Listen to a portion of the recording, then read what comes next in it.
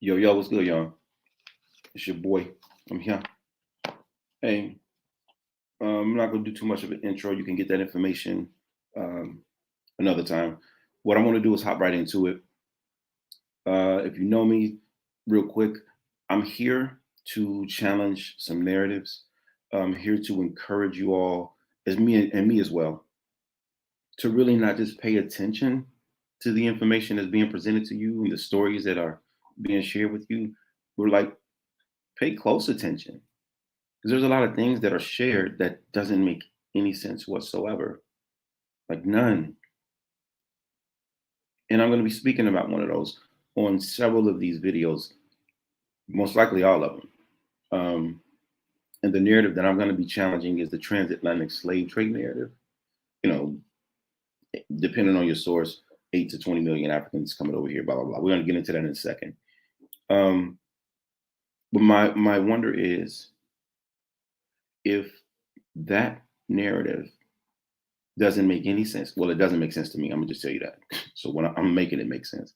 Um, but if people are going to the extent of using their resources, their time, their energy to create and maintain that narrative for whatever reason, whatever agenda they have, then what else would they be lying about? Because this is some significant, you know what I mean?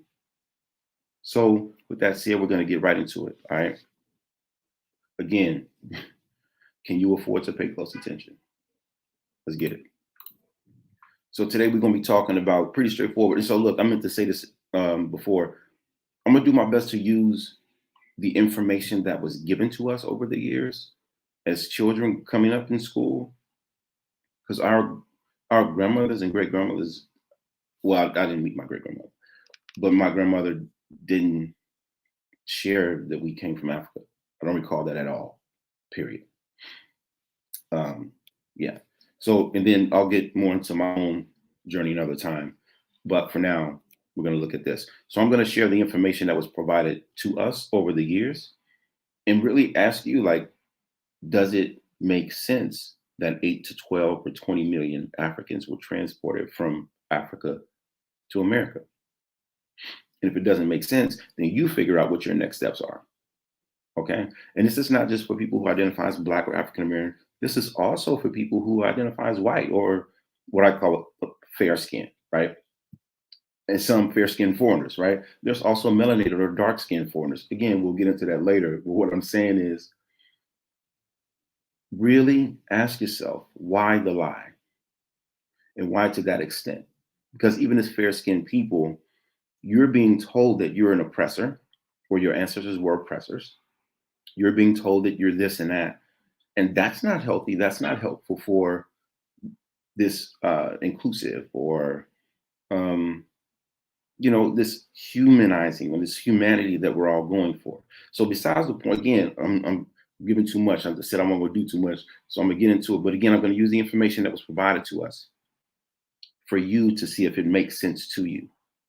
If it doesn't, then what are your next steps to figure out how you can live more truthful and who you are? All right, let's get it. So crossing the pond, you say, huh? That.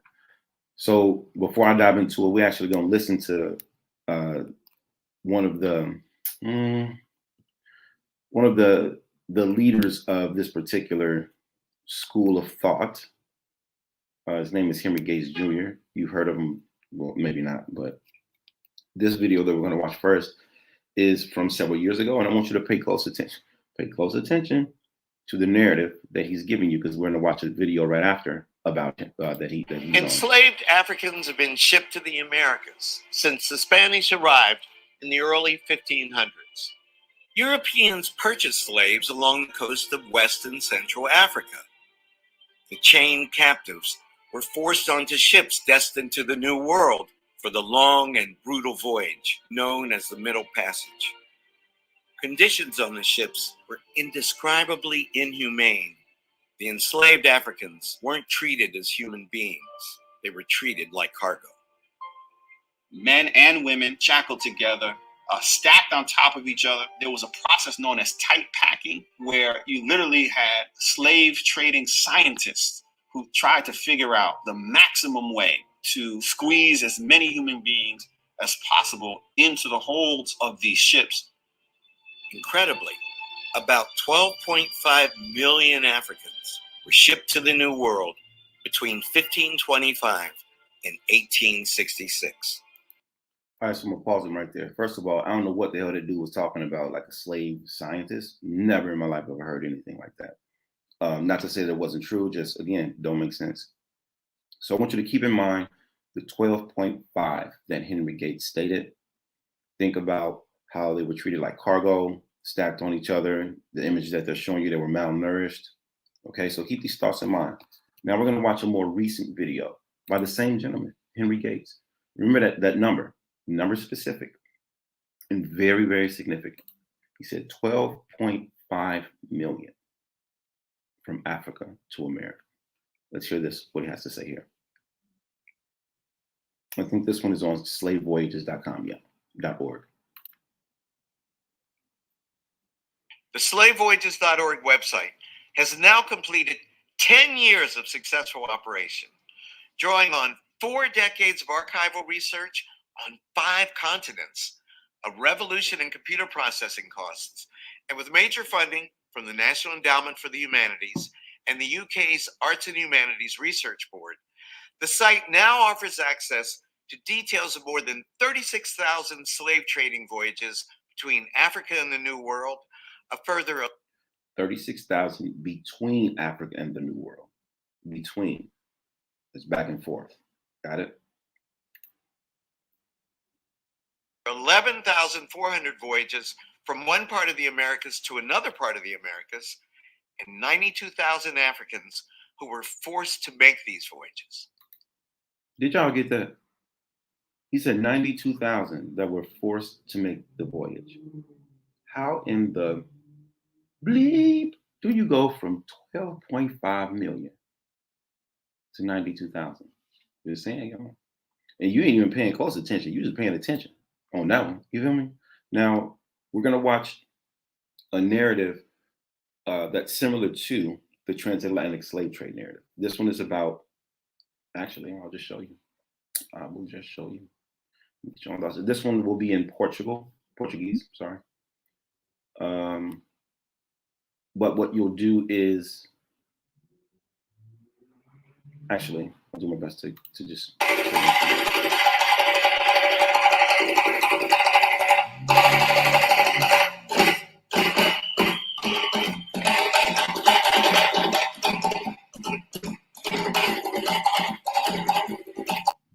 15th century, Portugal helped to drive the abhorrent transatlantic slave trade from Africa to Europe.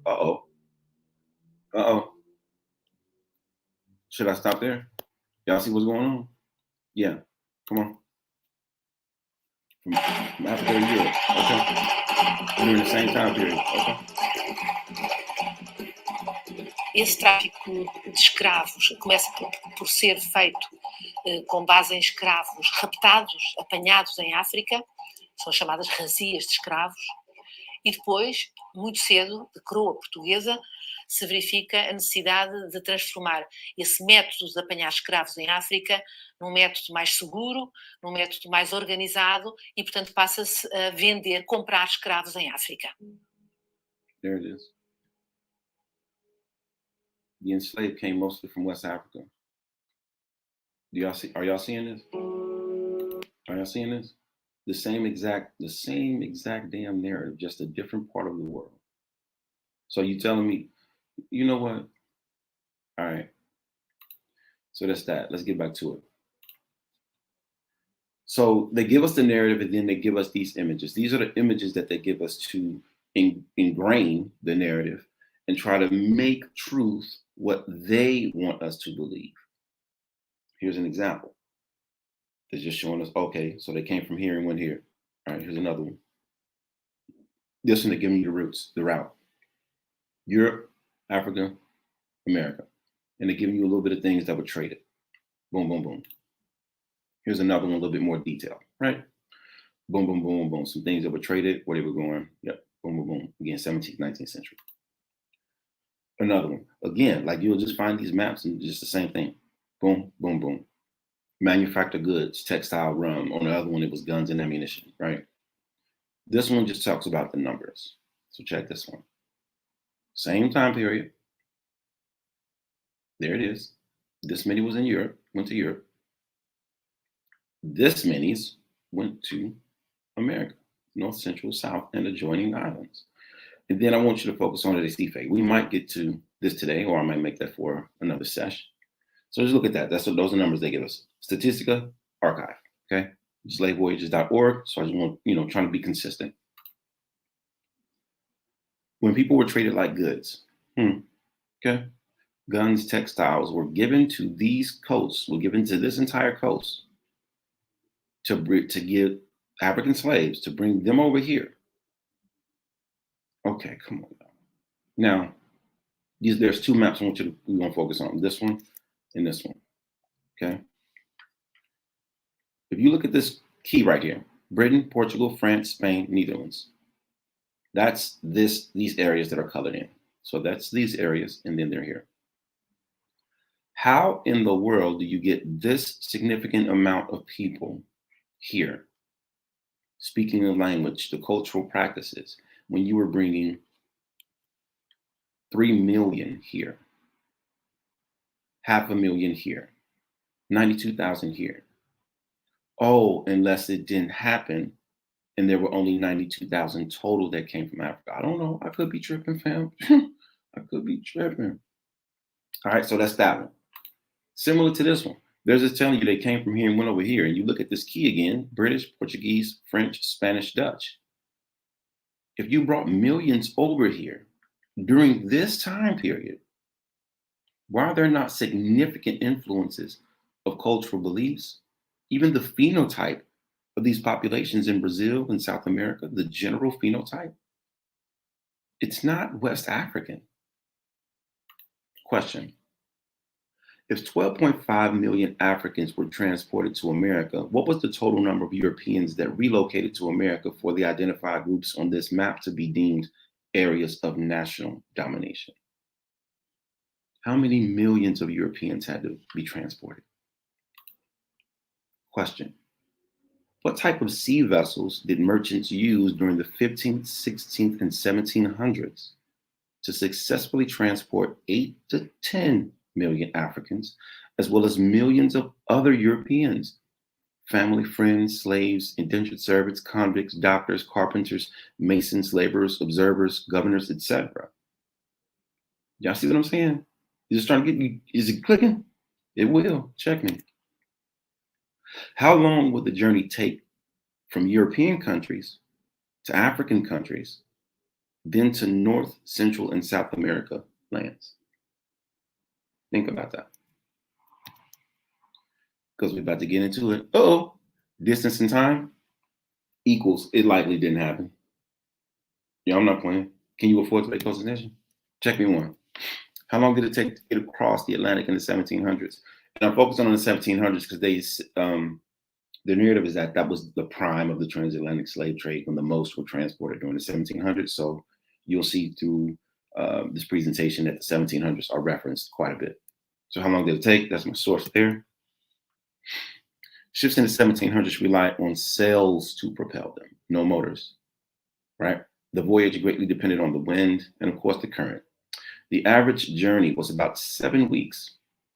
Of course, depending on the currents, the wind, your crew, even luck. Yeah. Hurricane season, like you weren't going during hurricane season. Anyway, ships sometimes remain anchored at a port for as many as 3 weeks at a time. So you telling me you left Europe, went to Africa and chilled there for 3 weeks. I'm guessing you re-upped as you were trading. You were just chilling, and I don't know. So this one is specifically, you're going to tell here, is about when Europeans were coming from Europe directly to America. And I did this on very intentional, because that was the journey that they took. It wasn't going to Africa. This is why I'm emphasizing. So you're telling me you left Europe, went to Ghana, and chilled there for 3 weeks. 2 to 3 weeks. What? And then went to America to set up shop. Come on, man. That's just ridiculous. Immigrants, European immigrants, were also forced to spend longer amounts of time on ships once they got to the American colonies if they could afford to pay the required passage fee. Uh-oh. Those who could not pay were required to remain on board the ship until they were sold into indentured servitude and forced to work to pay for their voyage. Yeah, y'all getting the picture now. And we're going to talk about this in another session. But the term indentured servant also it's a term. It didn't mean anything other than you were the property of someone because you signed a contract. So they owned you and you did what they said. So even indentured servant could have been a slave. Indentured servant. So the thin line between indentured servant, slave, employee, and laborer, they were all just titles, right? All right. Here's the narrative that they were telling us about the Africans. Bodies were thrown overboard because there was no way to store them on the ship. So did this also happen to the Europeans that were coming over? Because that's where this narrative is from. So was it both? It was both. I don't know what y'all be thinking about. Check it. So this is the trade. The only one that's missing is these arrows going from North America back to Europe. Because we don't want to focus on that. Not just yet. All right. We have 3 European countries, and I used Ghana, right? So the red represents coming from Europe to West Africa, and I used Ghana. You could have done any. I'm just using Ghana for today. This bottom blue one is for Recife. The middle one, I think, is for what I do. I just think did the West Indies, and the top blue is for, I believe it was for Virginia. The white arrows just represent other places that they landed, journeyed to, possibly. So that's all that is. Now let's look at the mileage. And I use nautical miles, so that means if we did regular miles, it would actually be more. All right. So Portugal to Ghana. This is the shortest distance, Portugal to Ghana. 2,000 nautical miles, pretty much. Ghana to Recife, 2231. That's a total of 4,143 nautical miles. I want you to think about what was needed to make that journey. Second one, France to Ghana. Ghana to Jamaica. What's the total? 6,700 nautical miles. Of course, there's more than that in land miles. What's the third one? Longest distance, Germany to Ghana. Ghana to Virginia. What's the total of that? 7,000 miles.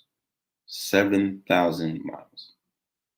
So you got to think about the crew, the people that were already on board coming to West Africa, the time spent in West Africa, I guess the 2 or 3 weeks chilling, or whatever they were doing. I don't know. I'm just using chilling for now, man. Like whatever story you want to create.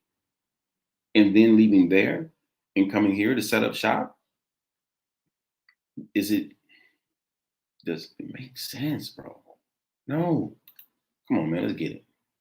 I got some questions for y'all. Especially for those of you who may be experiencing some cognitive dissonance at the moment and still like, nah. Chief, hey, Graham, I don't know, man. I still could have happened. Still could have happened, man. Like, you got to think about it, man. They got books out there. The movies be telling us it happened, dog. So this is for y'all. Ready? So are you saying most of the Africans, because of course they said that, a significant amount were thrown overboard and died along the way. So are you saying most of the Africans allowed large groups of their own people to be crammed in ship holds for months at a time by a few European men? Is that what you're telling me? No, John, no. It was more European men to go get the slaves. So if it was more European men, did they really bring 12 million slaves? Because it couldn't have been that much room on the ship. I'm just saying. So are you saying most of the Africans ate food and drank water in the same place that they released body fluids?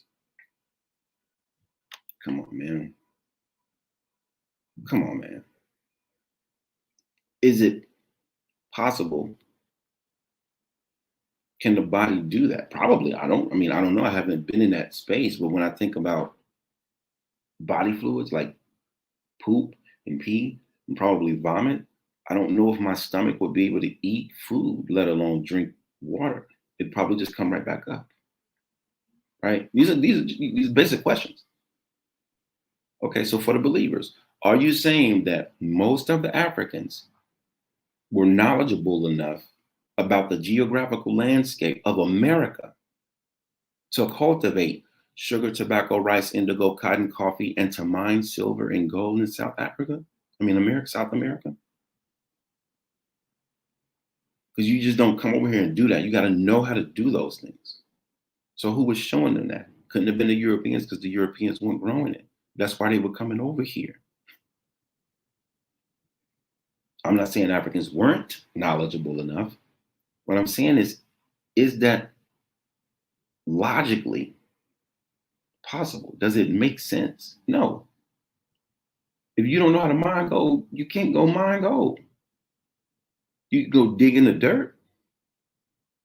Anyway, man, let's get to it. So are you saying that most Africans were physically, mentally, and emotionally able to provide labor for European merchants after spending a month and a half crammed in ship holes and malnourished?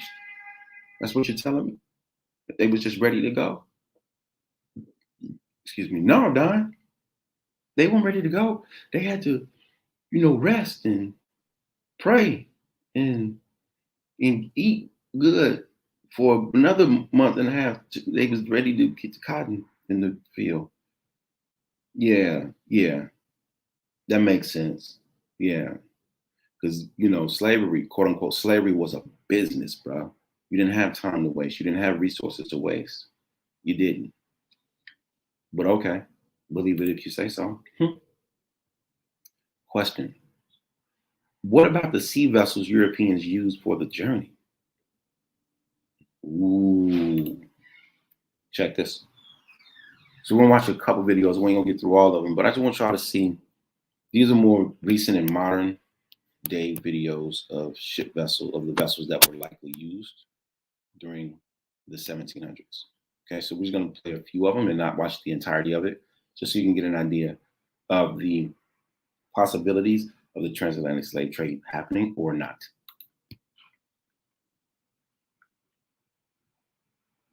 All right, I hope you all are able to hear this.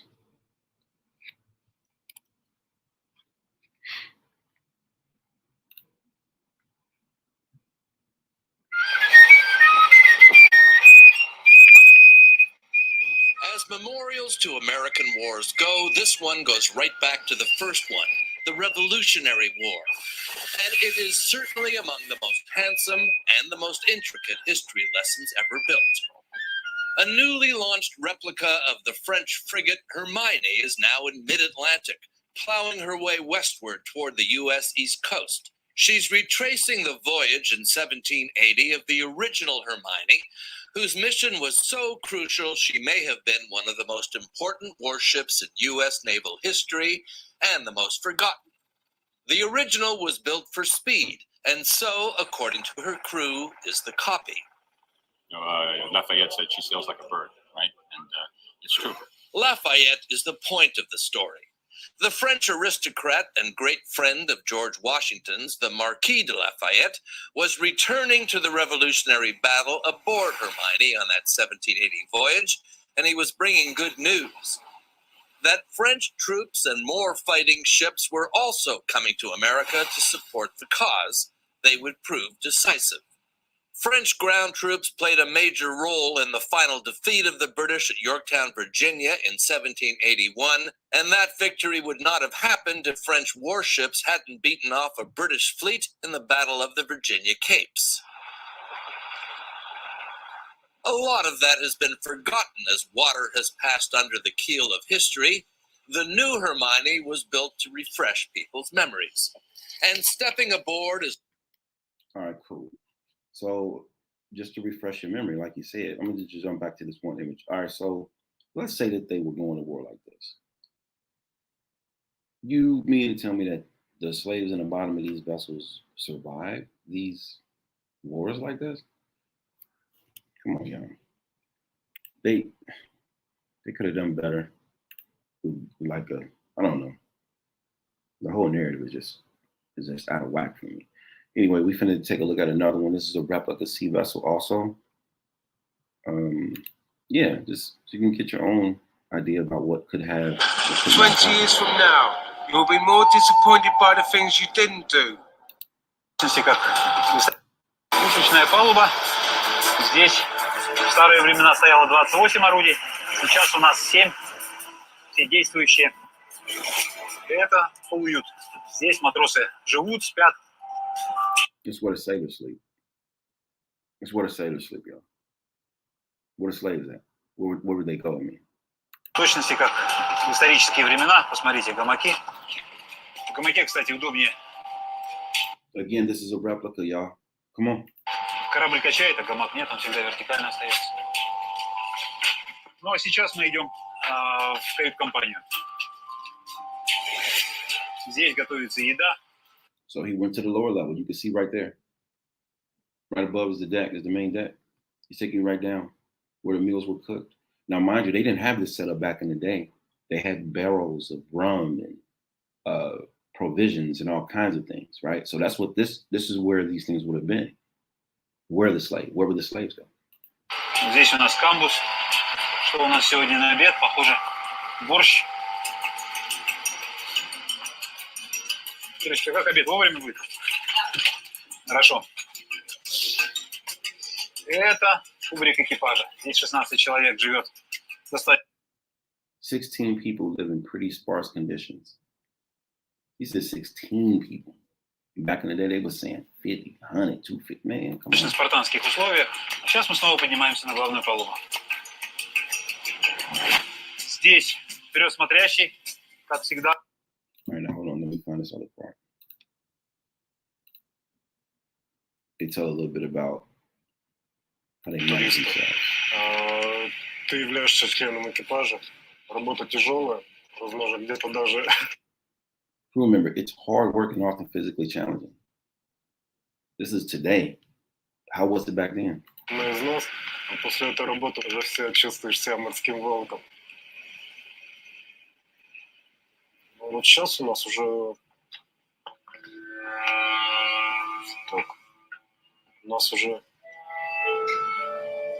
8-9 день. Да, честно говоря, я не знаю, какой день у нас сейчас. Просто сменяются вахты. Ночная вахта, дневная вахта, черная вахта, светлая вахта. Все. Течение времени, честно говоря, теряешь.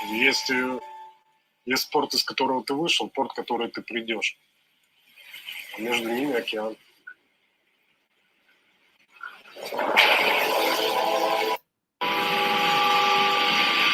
Что, товарищи, эти ощущения так не передать. Камера ничего не покажет.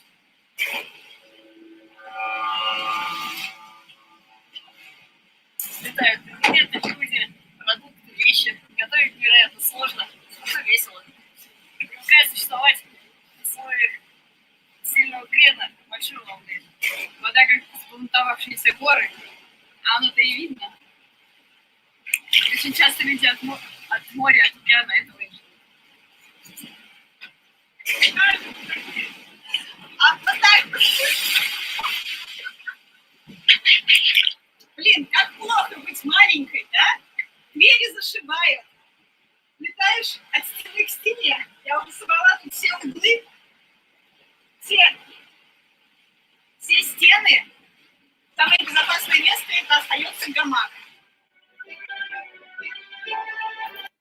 Just think about that for a minute. That's what's happening with the adults when they had, they were snatching up little boys and teenagers, man, in England, putting them on these vessels. Let's see. We're going to move past the replica of the Santa Maria. Let's look at the largest modern day Viking ship. Again, man, I'm showing you like these modern day vessels because hopefully it can give you any glimpse of what it could have been like in those days. So, and you'll see here, this is just one mast and one level of a vessel. Let's see how they deal with it. This is just 1 minute and 50 seconds. See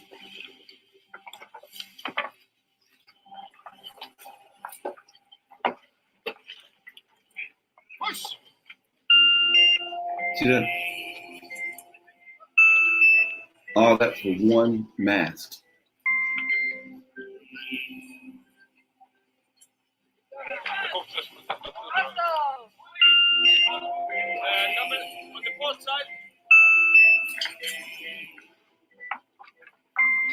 The food, water, clothing needed to take care of just this crew is probably 36 of them, maybe.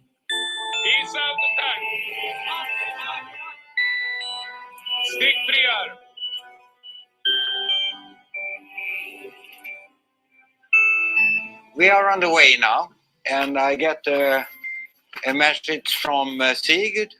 Good race, Sigurd. And we try to get good speed now. And if it's increasing and we are a little bit worried, we take the bonnet. But we need all the canvas we can get to Greenland.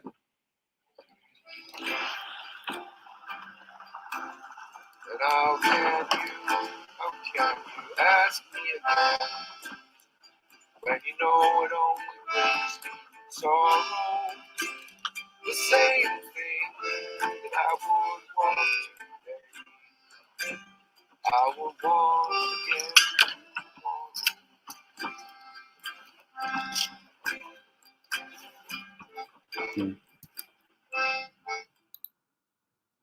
Yeah, let me see. Let me see. There's one more I wanted you all to check out. National battleships.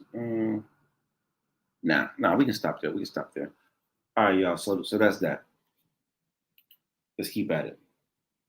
This is the Santa Maria. Maybe we should look at the video of that. Look, just look at this is a replica. It's not a real ship, y'all. It's a small little model of one. And it says waves of conquerors and colonists, both free and enslaved.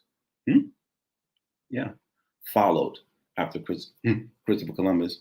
Some people say he didn't even exist. I don't know if he did or didn't. Crew of 40. Crew of 40. All right. Here, this is the Mayflower. It was a merchant ship, not a slave ship, merchant ship. It was very difficult to sail against the North Atlantic westerly winds. 2 months to complete the journey. 8 weeks, y'all. We're going to take a closer look at this vessel. 1624, the Mayflower disappeared from maritime records. Check this out. There's no historical proof to support these claims that this vessel even existed. Ain't that something? Well, it could have existed. It could have existed. Yeah. I'm not saying it did or it didn't. It just said that there's no historical proof to support the claims that it did. Uh-oh. And they said there was 102 passengers. We're going to get into that one too. So here's a closer look. The lower hull, you see that it's holding food and water. The second deck, you can see that it's holding we'll call them pilgrims, but I'm pretty sure there were likely a variety of people here. And you can see here the crewmen are asleep. And there are some crewmen here that are probably plotting, writing up bogus contracts or whatnot. Yeah, I said it. Yeah, so that's that. That's a closer look. Snapshot. Bing. So check this out. This map down here, this key, it's showing you the journey that they took. Bing, bing. From England, Plymouth, to here, Cape Cod, North America. 66 days, 2 months. Check this. This was the Pilgrims' only means of transportation to a better life in the new land. To pay for their journey to America, the Pilgrims took a loan of 1,700 pounds. Man, I don't even know how much that is today, bro. But anyway, to repay the loan, Pilgrims signed a legal contract called an indenture. Yeah, these are your indentured servants. But even, look, y'all, I'm telling you, these contracts was bogus. The people that was creating them sometimes didn't stick to their word. The people that was signing them sometimes didn't stick to their word. You know, and like some people who thought they were indentured servants were treated as what you would call a slave. Okay. Some of them were treated like apprentices. Some of them were treated like just laborers and still getting paid, right? The obligated work for them were for 7 years, 6 days a week, harvesting furs and cod. However, more than half the Pilgrims died from the bitter cold in the first winter. It was the first winter. This is what they're only telling us. It's Probably a bunch that they're not telling us. What if they don't know about? Anyway, you have the Susan Constant, a crew of 71. They made the dangerous 3,000-mile voyage in slow, uncomfortable cargo vessels, hoping to find gold and spices. The next month, when they sent the ship home, it was filled with timber. Ha, clowns. So take a mental image of this one. We're going to revisit this image in the internal of this vessel in a few slides. The Ketch, crew of 39. During the 1600s, New England fishers set out in small boats like this two-masted vessel called the Ketch. So this was a common vessel. All of the ones that we're going to be looking at were pretty common. Here's another one-mast vessel, the sloop. The sloop's design was adapted for small, swift vessels developed in the West Indies. So they used these sloops to travel up and down, likely like the Mississippi River, along the coast of Louisiana and along the islands. The Chaleur, a marblehead schooner. Schooner and sloops were likely the most common. Represents a common type in the Massachusetts fleet. I'm not sure what the crew size of that one. Well, a lot of these I'm not sure. Another sloop, similar to craft used by Caribbean pirates a century earlier. Yeah, so this again, you see one mast. A lot of these were just one or two masts because we needed to get up and down pretty swiftly. There wasn't these large vessels where they were carrying African slaves. It was impossible. Here's a larger ship with three mast. This was the London. Settlers exported vast amounts of timber cut from forests in Americas. As you just read about in the previous slide, they were taking a lot of wood from America. American ships sold well overseas. Did you read that right? American ships were sold well overseas. That means that they were creating the ships here. So were they creating the ships here, then going to London, then going to Africa, and then bringing them back over here? Man, that's a lot of time. Y'all crazy. English owners ordered the London, a fast-sailing general cargo ship, general cargo, directly from builders in New York. So they were creating these in New York, getting the timber from America and taking it back to Europe. Man, get to it. The Swift had little cargo capacity. It was just like, let's get to where we're going. But you can see on this vessel, you see that small little canoe-like thing? They would dock this Swift and take this vessel to get around and do business. The Berbice is farmers and fishermen in the continental colonies fed the residents of the Caribbean islands in exchange for molasses, sugar, and rum. In exchange, it was business, not slave trade. All right, so told you to take a mental image of this image before. So let's take a closer look at inside this. It's called the William Dyer and the Anglo-Dutch War. Well, during that time, it was really about prizes where you had privateers, pirates really, like taking ships from people. It was crazy. And it reads here, this taking of prizes or privateering, which is pirating, was a powerful and lucrative business, a license to be a pirate in the employ of a government. So you can do independent privateering where you were just a goon and you did whatever you wanted to. Or the government could have hired you as a pirate to do business with them or do business for them. All right. So this is a closer look at the same vessel that we were just taking a look at. So it says cross-section of 17th century merchantman, the sort that Dyer and Hull may have commanded or taken as prize. So it may not have been theirs. They could have just taken it.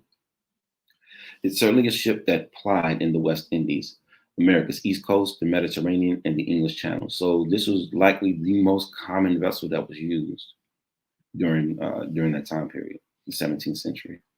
And on the very bottom, again, you can see that you have the provisions, the food, you have the water, likely the alcohol / rum here.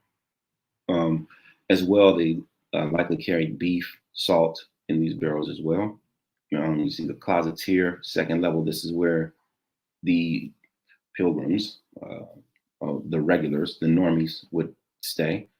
And then you have the top deck, where you had people writing those bogus ass contracts. And likely the crewmen were sleeping at the top on the top, just to kind of be ready for the unexpected waters and weather that they were going to experience. This image gives you an example of who was on the boat and what they were doing during those time periods. This is another 3-mast, 1, 2, 3. Again, a common vessel. I'm not going to get into each one of these, but just take a look, just to take a quick look at that.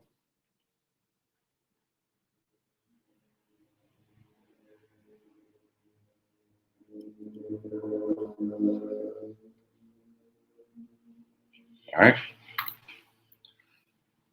This is a model of what it would have looked like in one of the larger vessels, which was called a galleon. Yeah. We'll get into that one in a minute. But 1, 2, 3, 4. That's 4 decks, not even the top main deck. So this is what it would have likely looked like if this existed. You have most of the men here. And to me, this image, this guy right here looks like he just decked him, like he just socked him, and a few guys are holding him back. He's just, hanging. Look like they're working with each other there. And on the second level, there's the work that's actually happened to keeping the vessel afloat. This back here looks like it's a cannon. On the lower deck below that one, you have barrels. A few barrels look like they're kind of rolling over. There's one guy checking on them. I don't know, maybe you had the slaves down here, but that'd be crazy because they could pour all your shit out or they could eat up all your food. I don't know. And I don't know if I would feel comfortable going down there if it was just me and a whole bunch of slaves. They might take me out. You know what I'm saying? The lower level, similar to above, just, working. And that's what these vessels were about. It was really about just making sure we can get to where we're trying to get to. On a larger vessel, you see you have one captain here. There's likely a captain on each level. If you take a look at that, everybody's doing something. This person looks like they're sick. I didn't even noticed that before. It looks like he's bored. Yeah. These were likely all men and teenage boys. Inside of a warship, again, very similar to the other ships, men always constantly working, had to be on point, taking care of the ship, taking care of each other. Okay.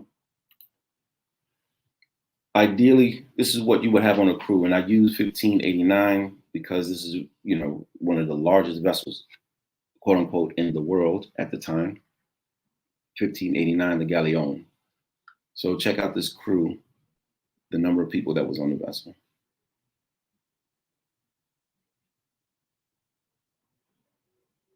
This 250 soldiers, I mean, that alone, just think about how much food and water you need to take care of your 250 soldiers. And those are the ones that got to be on point. Because if they're not on point, you don't get a privateer coming to take your vessel. And that's the last thing you want, So you have all these people in addition to, the people that wanted to come on a journey or was contracted to come on a journey where they had to come. So it was well over probably 400 people. I just don't see where you're getting African slaves in addition to all these people. This doesn't make sense. Okay, so you hear what they say? We need receipts, bro. You ain't got no receipts. Man, look, let me show you something. So look, ships to Pennsylvania and oaths of allegiance. That's a contract out. So the reference is the Pennsylvania Archives. So that's where these receipts are coming from. And each of these are links. So you see here the William and Sarah 105 passengers. I'm not going to click on them. I'm going to click on Morehouse. It'll take you to the page. So it's rootsweb.com, Gene Home. And it reads, immigrants to Pennsylvania, names of foreigners who took the oath of allegiance in 1728. List of foreigners imported in the ship Morton House. John Cultus was the master. From Deal qualified August 24th, 1728. So look at all these people on the damn vessel, bro. Come on. So this is the same, just the original list here within, but from here on up. Some of these have the same names, Miller, Miller, Miller. Maybe they were a family, maybe not. But you can even go down this list and look at all the men And these were probably some, again, 12, 15, 18-year-old boys who were snatched up. So that's that, right? On the William and Sarah arrived September 18th from Rotterdam. As we looked at the image earlier, it shows that a lot of them were coming from Rotterdam. 105 passengers. Okay. This is the link for William and Sarah. Look at all these people that was on their vessel. There's 100 plus. So that's what was going on. So these are your receipts, clowns. All right. So various vessels, man. And look, Rotterdam from Boston. Okay. Let me see that one real quick. I ain't seen that one.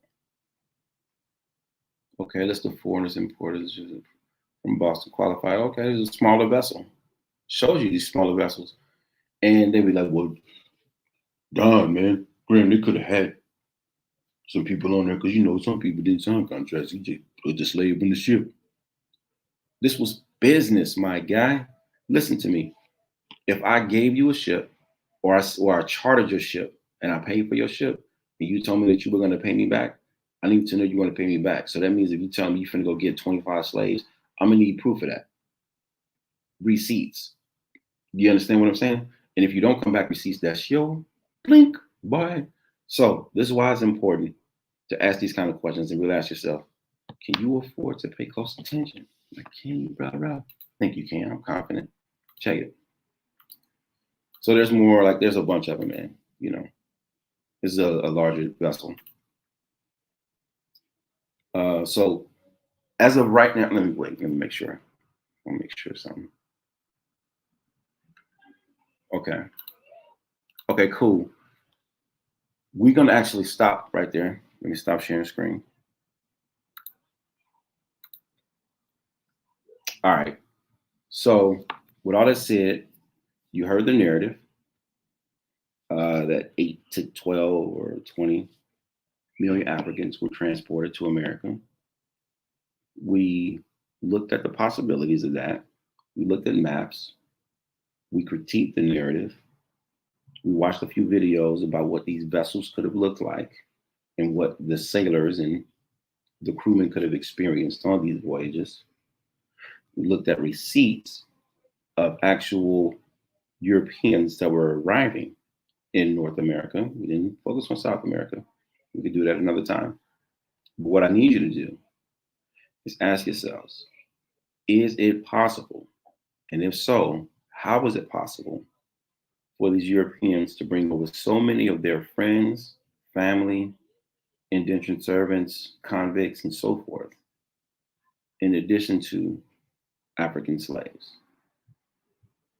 Really think about that.